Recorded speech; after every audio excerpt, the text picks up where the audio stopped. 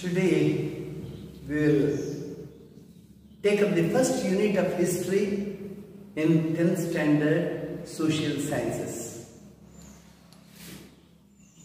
It is related to the advent of Europeans in India. Europeans, who are they? People who belong to Europe are called as Europeans. This is Asia. People in Asia are called as Asians. Europe and Asia had trade and commerce relations from a very long time.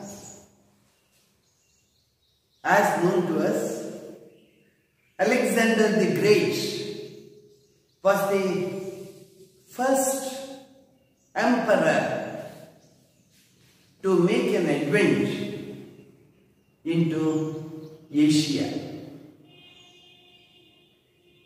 He came to India before Christ in the year 327 BC to 325 BC. That's before Christ was born. Yet go backwards by about 327 years. That was when he made an advent on Asia. Alexander the Great, he belonged to Greece.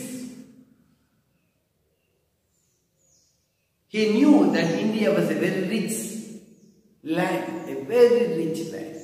So his ambition had been to reach India. So he starts eastwards with a great army and he enters and he comes to India. This is the first ever record we have of an European emperor coming to India in search of wealth and power. Afterwards, we have a number of tourists, a number of eminent people who wanted to know about India and put it on record.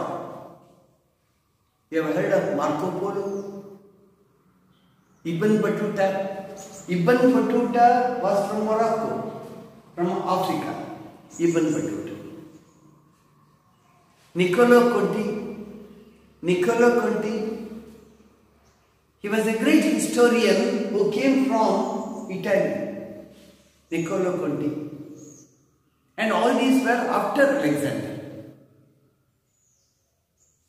After Alexander's advent.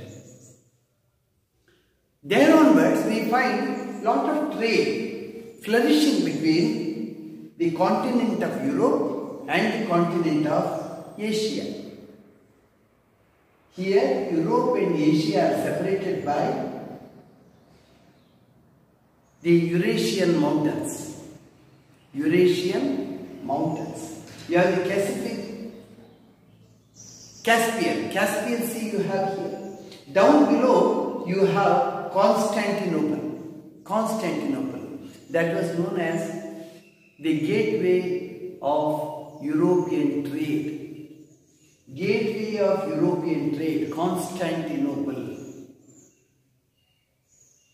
Merchants, especially from Arabistan, they used to take lot of interest and initiative in doing trade and building it up with Europe. They used to come to China and India and collect cloth, textiles, cotton textiles, silk textiles, and added to that spices, variety of spices. They were interested in them. They used to collect like pepper, cardamom, cloves, lavanga, cinnamon, chekke, and many other spices. I named a few. They used to collect them. And in long caravans they used to march from Asia to Constantinople. Here Arab merchants used to flood because Constantinople was under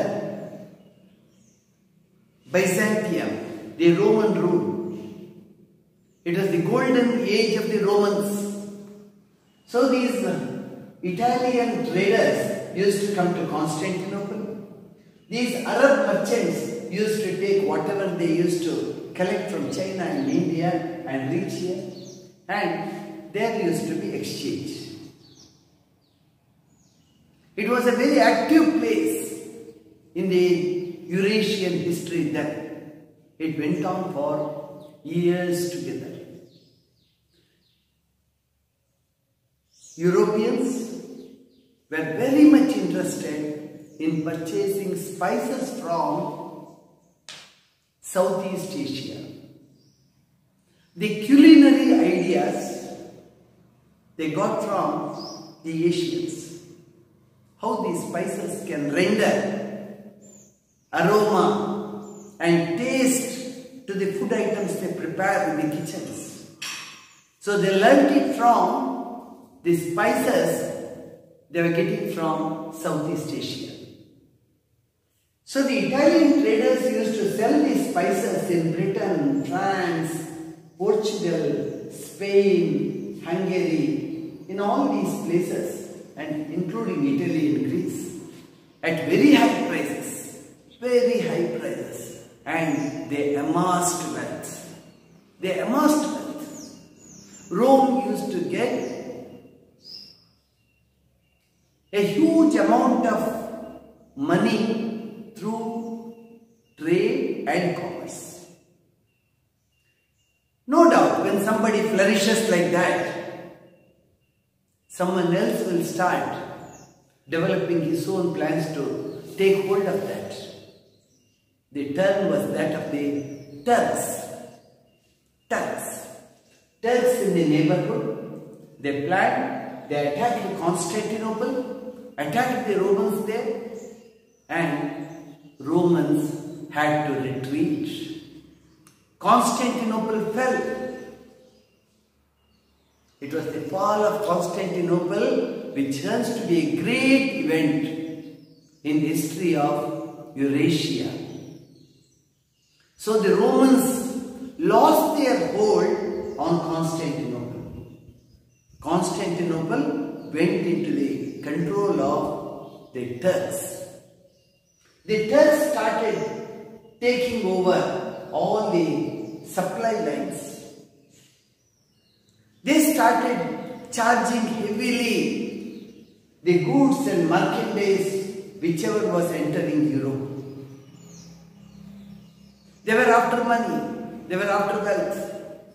This the traders did not like. Their profit got reduced. So they started finding ways and means of some certain other routes by which they can get merchandise from Asia. In the meanwhile, Persian Gulf, here, the Red Sea, the Suez Canal was not there then. They had to go by land again into Mediterranean Sea and make an entry. It was a long drawn job actually, and Turks used to even attack in those places. The route was not safe. So in the Middle Ages, the Roman Empire had a big name, the Byzantium Empire, but Constantinople, which was the gateway of European trade, fell into the hands of the Turks. So Arabs and Italians, they were at the receiving end. They wanted new trade routes to be found out. So the fall of Constantinople in 1453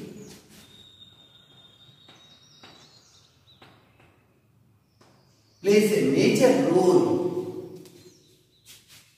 The fall of Constantinople played a major role in turning the pages of history. Turks overtook the city, trade routes were captured, hence enterprising sailors in Europe thought that a sea route can be found to India, to Southeast Asia, a sea route. Here they knew about Northern Africa. If you go down in the Atlantic Ocean southwards, there must be some place where you can gain an entry into the Indian Ocean and thereby reach India. This was the logic of many sailors. If you go down by ships here in the Atlantic Ocean southwards, somewhere there should be a connectivity between Atlantic Ocean and Indian Ocean. There you can move eastwards and ultimately you can reach India. One of them had been Vasco da Gama of Portugal. Vasco da Gama of Portugal. Because this needed courage. These are unexplored ocean part. No one has gone. No one knows what is in stock there. Whether you are going to reach your goal or you are going to get attacked by some rival groups, tribal groups or storms or disasters. They may just end up your voyage. You may not be able to reach your goal at all. So it needs a lot of courage. So that adventurism is what was required. So Vasco da Gama decides to take it up. In the meanwhile, a lot of scientific inventions too at that time. Till then, man did not know how to find the directions. In the night, how do you know which one is north, which one is east, west? You can't. Compass was invented. Compass. Invention of compass brought about a big change in sea trade, sea trading, seafaring. Astrolabe. With the help of astrolabe, they were able to find out the latitude of the place. It was another instrument. So that was developed. Map, how to draw map according to scale, work it out, put up that design which would be acceptable to everyone and it should be as per the principles of science. So drawing maps.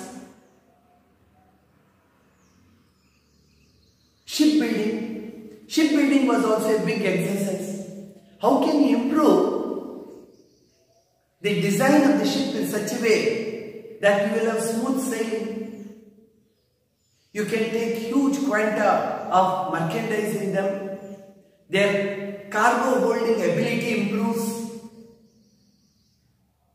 And they did not have any other source of energy other than wind energy.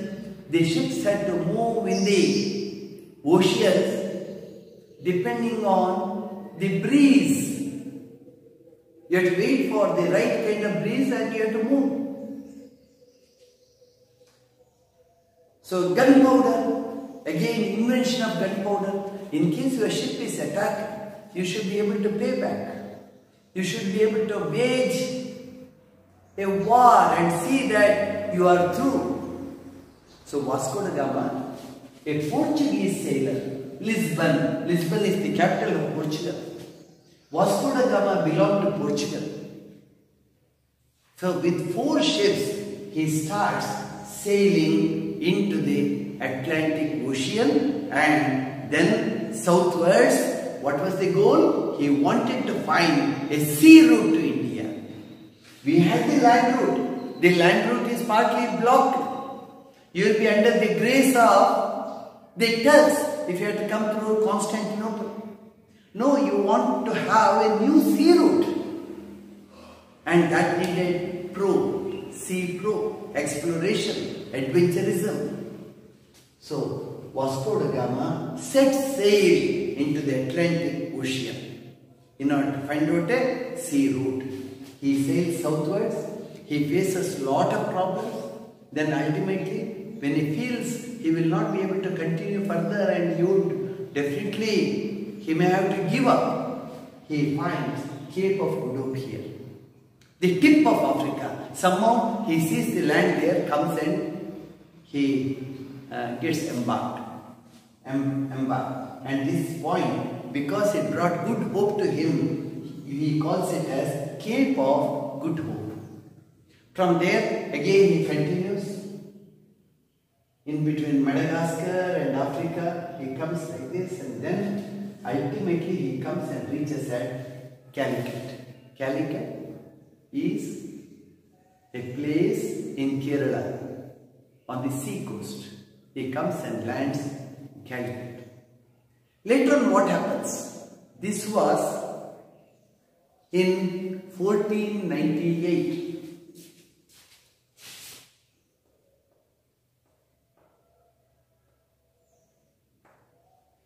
In 1498, Vasco da Gama comes and lands in Calicut.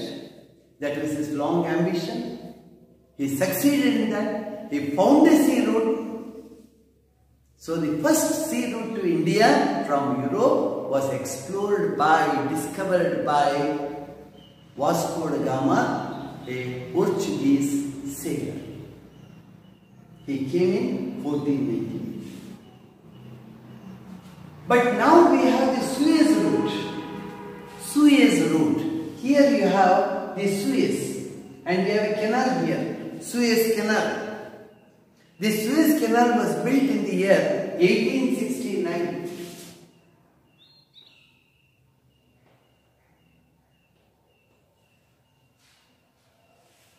See the difference: 1498, 1598, 1698, 1798, 1869. For nearly 400 years, Europeans came to India by sea routes alone. Just about 150 years ago, Suez Canal was built by Egypt. Here you have Egypt. Suez Canal was built that linked Mediterranean Sea. This is Mediterranean Sea. Here you have Gibraltar Strait, Mediterranean Sea with the Red Sea. What happens with that? See, the sea route from London, let us take London as the point here, from London to Mumbai was 10,800 nautical miles. London to Mumbai.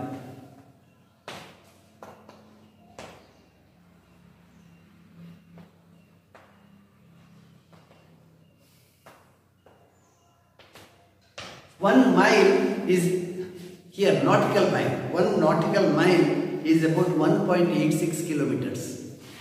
Roughly you have to multiply by 2 if you want it to be in kilometers. This is if you come through Atlantic Ocean, via Atlantic Ocean. If you come by Suez Canal, this is Atlantic Ocean route. Now Suez Canal route. If you come by Suez Canal route, it would be only 6,200 nautical miles.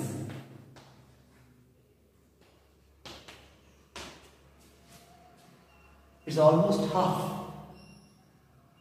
So a lot of time will be saved, and you will be able to overcome many of the dangers you may confront here, this area. Because this is an area of storms.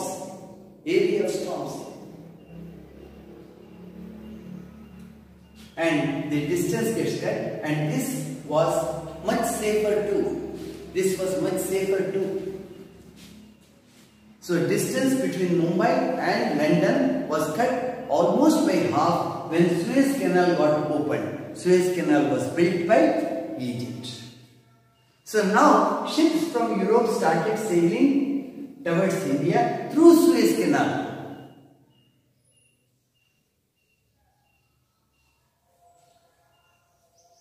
Now after Vasco da Gama found out a route to India, we have the Dutch coming to India, we have the British, we have the French,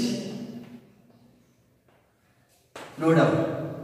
You have to add the Portuguese too. You start with the Portuguese. Vasco da Gama was a Portuguese sailor.